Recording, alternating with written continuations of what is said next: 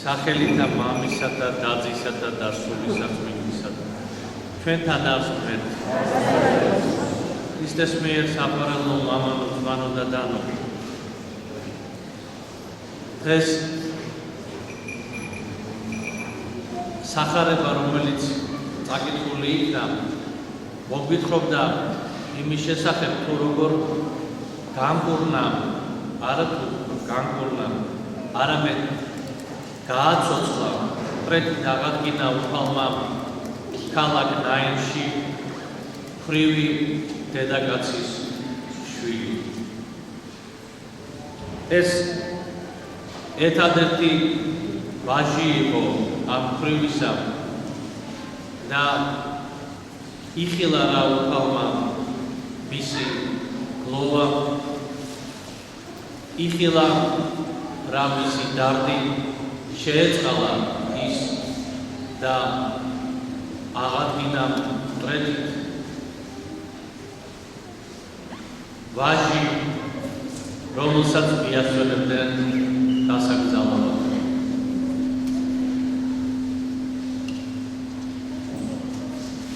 ამ ფრაგმენტში ჩვენ ვხედავთ, თუ როგორ გაიზიარა მაცხოვარმა წუხარება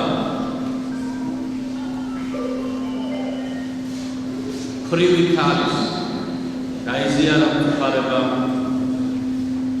ადამიანის.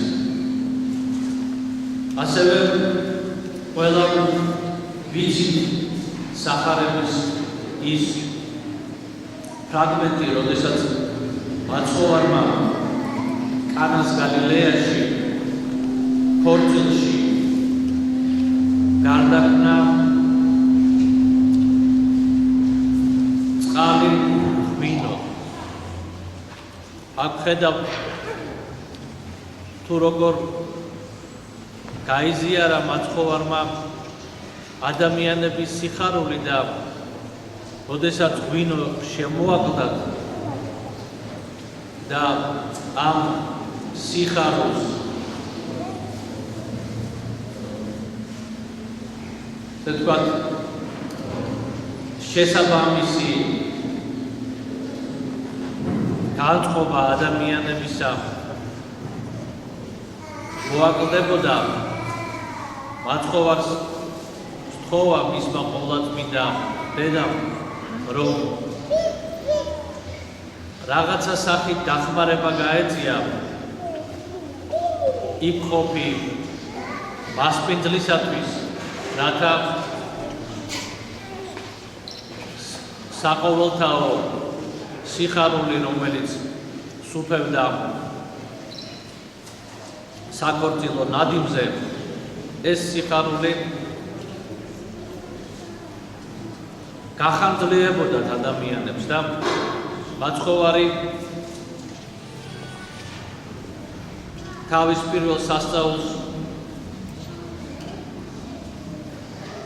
ახდენს ზუსტად კანას გალილეაში, ქორწილში.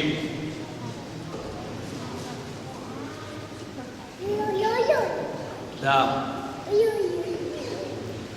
ეს ორი ფრაგმენტი გვიჩვენებს, რომ მაცხოვარი ადამიანების სიხარულს და წუხარებასაც იზიარებს და როცა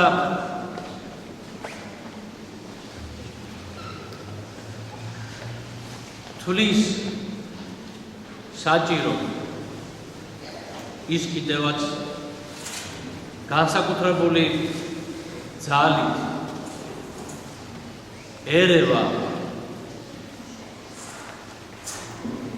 ამა თუ იმ მოვლენაში და სასწაულსაც მოვლენს ადამიანებს. ზოგჯერ დღეს ჩვენ ვისმენთ სიტყვებს, რატომ არ ახდენს ღმერთი სასწაულებს. გახსოვთ, წმინდა წერილში რამოდენიმეჯერ არის ნახსენებით თუ როგორ სთხოვდნენ მაცხოვარს სასწაულს წიგნობრები და ფარისეველნი თხოვდნენ სხვადასხვა ადამიანები და ეუბნებოდნენ მოახდინე ეს სასწაული და ვირწმუნებ რომ შენ ღმერთი ხარ და მაცხოვარი ეუბნება მათ რომ ერი ბოროტი და მემრუ შეეძიებს სასწაულსო და რატომ არის ეს სიტყვები შეიძლება ადამიანმა თქვას რატო ასეთი კაცრი პასუხი განა სასწაული არ განამტკიცებს ჩვენ სარწმუნოებას სასწაული განამტკიცებს სარწმუნოებას მორწმუნე ადამიანისა ქრისტეს მიერ საყვარელად ხოლო ურწმუნოსათვის და ასე ვთქვათ ჩასაფრებული ადამიანისათვის სასწაულს არანაირი მნიშვნელობა არ აქვს ის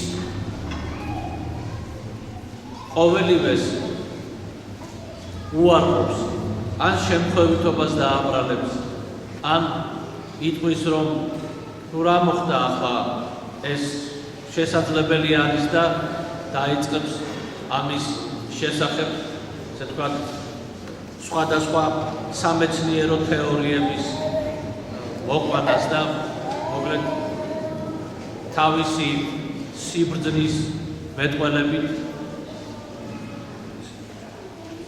შეეცდება რომ ყველაფერი დაიყვანოს რაღაც ჩვეულებრივი მოვლენის დონემდე. რატომ ურწმუნო? შეიძლება ადამიანი ამბობს რომ კი ღმერთი არსებობს, რა თქმა უნდა არსებობს.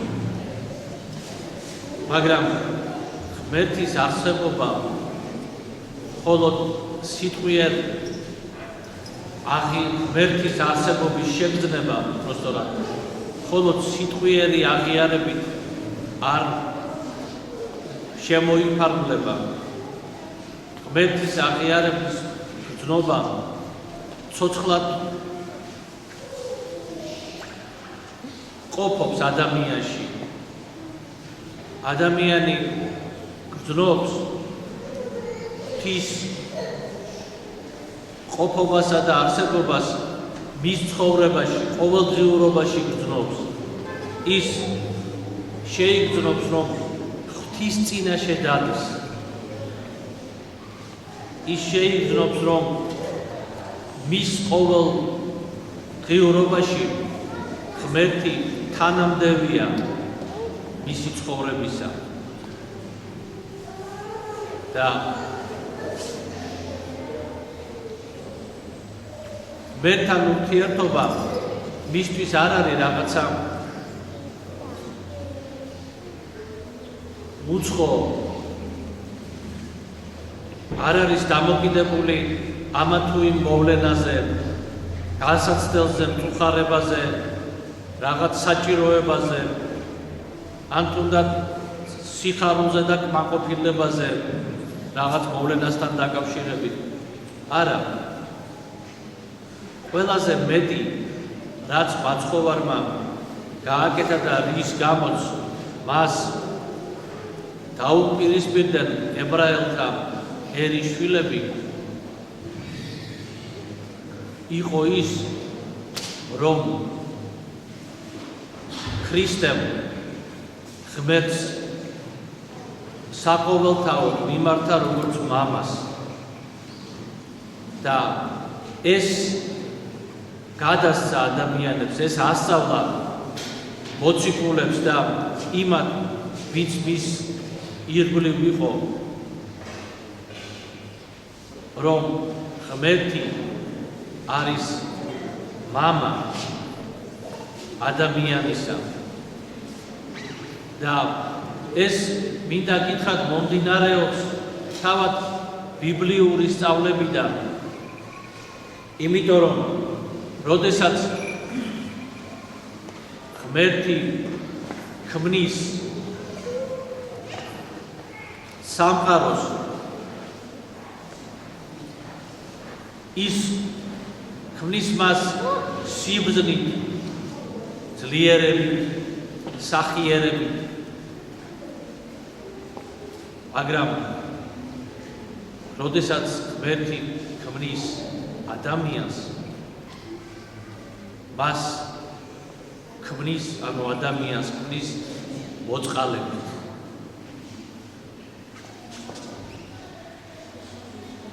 მოწყალებითა და სიყვარულით. და აი ეს აუწყა ქრისტემ კაცობრიობას.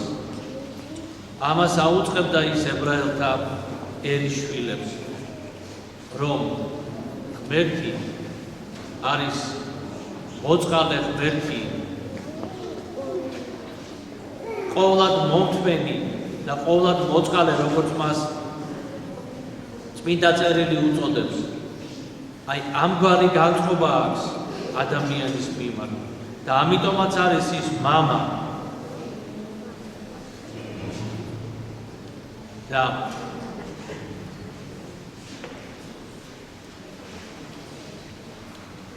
ეს მოწყალება ღვთისა,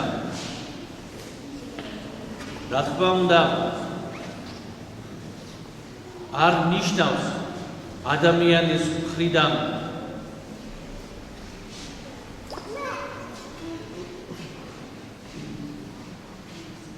ყოველივეს დაშვებას, არ ნიშნავს ადამიანის მხრიდან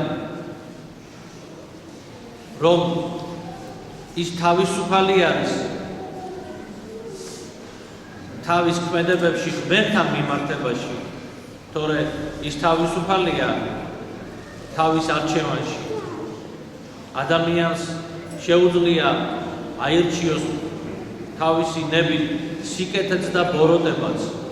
რა თქმა უნდა, ეს თავისუფლება მინიჭებული არის ადამიანზე, მაგრამ ამ თავისუფალ არჩევანის შედეგიც უნდა იცოდეს ადამიანმა. არის შედეგი, რომელიც აახლოებს ადამიანს ღმერთთან და არის შედეგი, რომელიც პირიქით ადამიანს განაშორებს ღმერთს. მოწყალება ღვთისა ის მუდმივ მოქმედია. მოწყალება ღვთისა მარადის ადამიანის მიმართებაში მოქმედებს.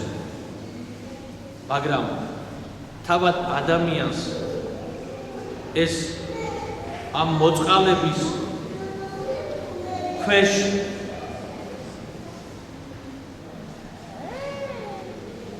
ყოფნა სჭირდება თავისი შინაგანი მისწრაფებითა და განწყობით.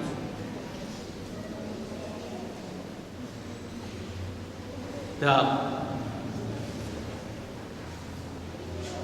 უფალი ბრძანებს წმინდა წერილში, რომ ვინცო ჩემი სიტყვანი აღასრულოსო, მას უყვარვარ მეო. ანუ ღვთის სიყვარულის ნიშანი ეს კი არ არის თქვათ სიტყვიერი აღიარება, ხოლო ეს არ არის რაღაცა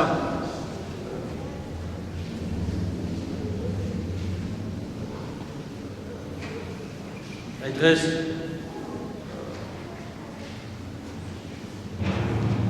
ადამიანებს განსაკუთრებულად თანამედროვე სულისკვეთება კაცობრიობისა არის, რომ ჩვენ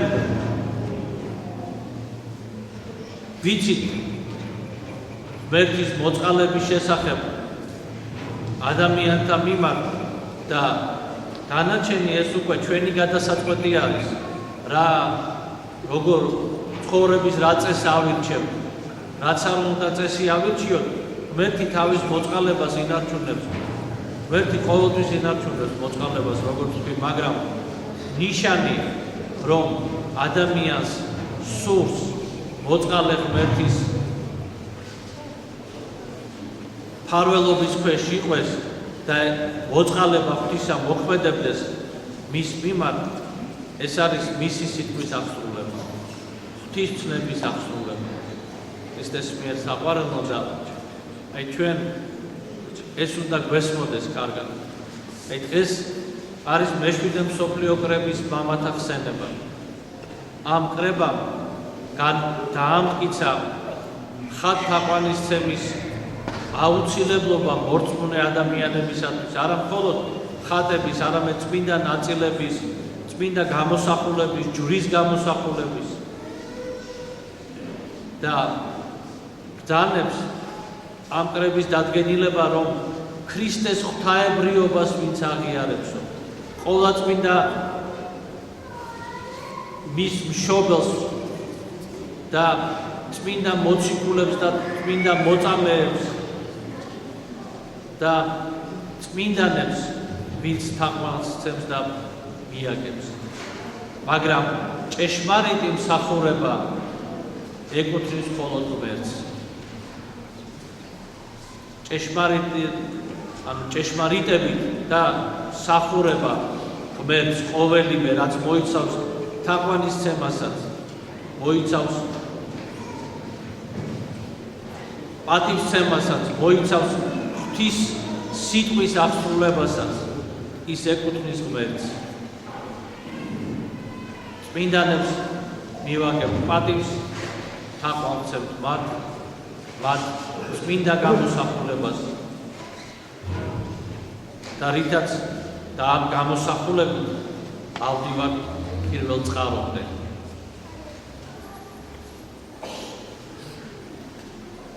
და აი ეს უნდა გვესმოდეს ქრისტეს მიერ საყვარელო, რომ ეს არ ყოფილიყო მნიშვნელოვანი მორწმუნე ერისთვის, ეს კრება, მსოფლიო კრება, ამას არ ითხოვდა, ამას არ მიიჩნევდა საჭიროდ მორწმუნე ადამიანებისათვის, იმიტომ რომ ამ კრებაზე იყვნენ გასამართლებული და მიიღეს სინანული იმ სასულიერო პირებისა, მდელმთავრების თუ სამდელოების, რომლებიც ხატმებრძოლენი იყვნენ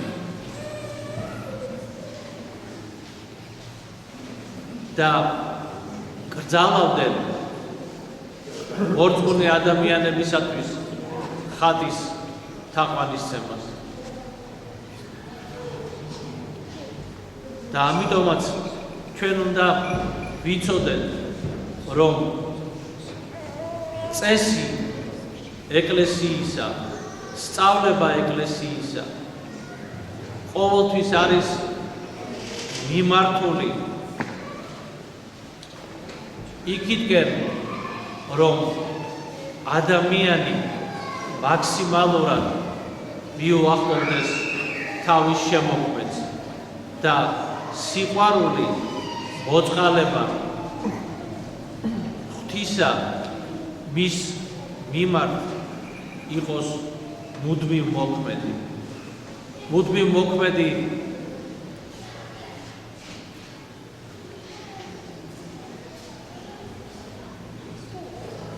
ის არის და როდესაც ჩვენ ამაზე საუბრობთ,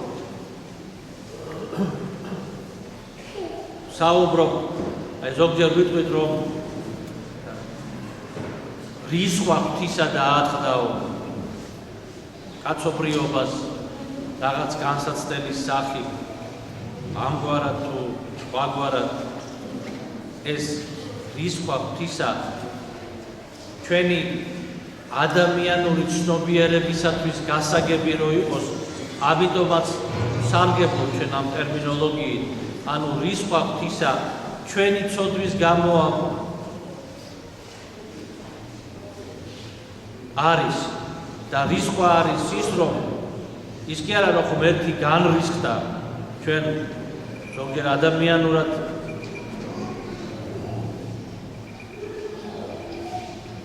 განსაზღვრავთ ამას და შეიძლება გონია, რომ აი ღმერთი გაბრაზდა. ეს მხოლოდ თქვათ კიდევ ერთხელ ვამბობ, რომ ადამიანური ფორმულირებაა. ეს ღმერთი მუდამ მოწყალეა, მუდამ მოსიყვარულეა, მუდამ ზრუნველია.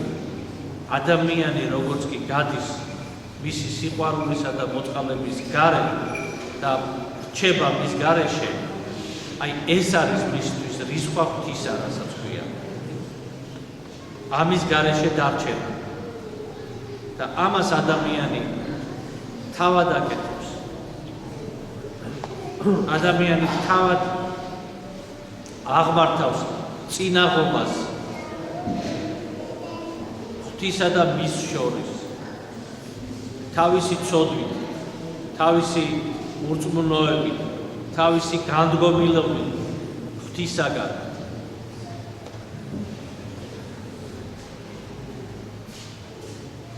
და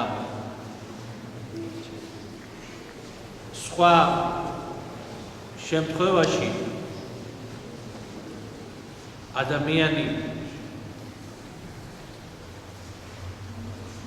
ღვთის საფარველის ქვეშ იმყოფება, განსაკუთრებული საფარველის ქვეშ და ცხოვრებას გააჩნია თავისი ჟამთა დინება, ცხოვრებას ახლავს განსაცდელი და წუხარება, სიხარული და სიკეთე.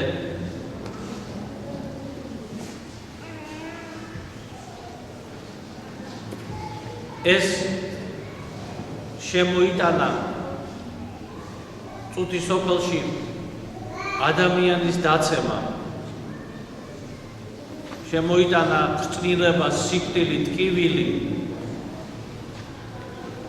და ეს შეწყდება მხოლოდ ქრისტეს მეორედ მოსვლის შემდგომ. იქნება სხვა ადამიანი, იქნება სხვა სამყარო. მანამდე კი ეს ყველაფერი თან ახლავს ცხოვრებას და ადამიანს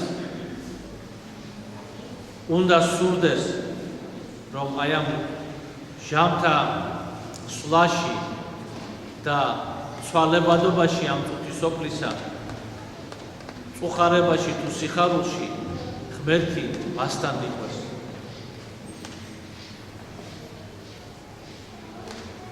და უნდა სურდეს, რომ ღმერთთან ერთად გაიზიაროს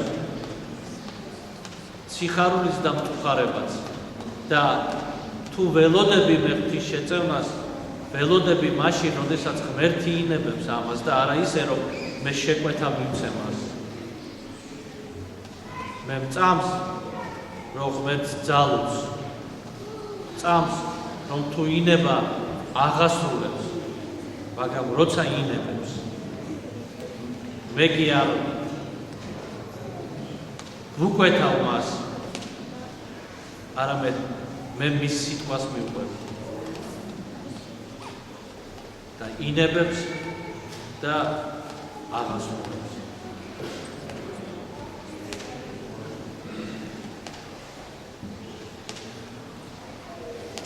და აი ამას არ უნდა მოვაკვდეთ ჩვენ ქრისტეს მიერ საყვარელად. და რაც თავარია, ჩვენ არ უნდა მოვაკვდეთ იმ მარადიულობას, რომელიც ქრისტეს მეორედ მოსვლის შემდგომ იზეიმებს და იმ სიხარულში თანამკვიდრობას, რომელიც არის გამზადებული ღვთის მორწმუნეთათვის, ღვთის სიტყვის აღმასრულებელთათვის. და აი მაშინ არის ჩვენი სარწმუნოება და არა ისე, როგორც ამას ითხოვდნენ ზოგიერთი შვილები ებრაელთა ერისა და დაკვეთას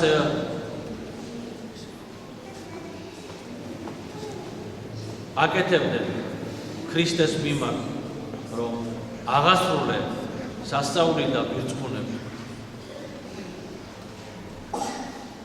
თუ არის წმენა ადამიანის გულში, სასწაული მის შიგნით ხდება, ის ყველაფერში ღვთის მოქმედებას ხედავს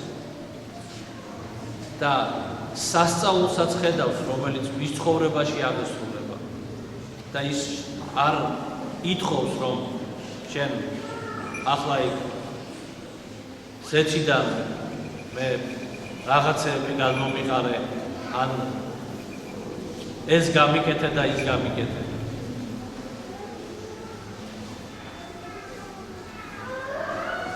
ის ისედაც ხედავს ამას და მას არ ჭირდება არანაირი სხვა რწმუნებულება. და ჩვენ ამას ვგრძნობთ ქრისტეს მიერ საყვარელო, თუ დავაკვირდებით, აი ყველას ამგვარი შეხება უფლისა და სასწაული ჩვენ ცხოვრებაში თუ ჩვენ მოვინდომებთ, აუცილებლად გაგვახსენდება ღმერთის თანამონაწილეობა ჩვენს ცხოვრებაში.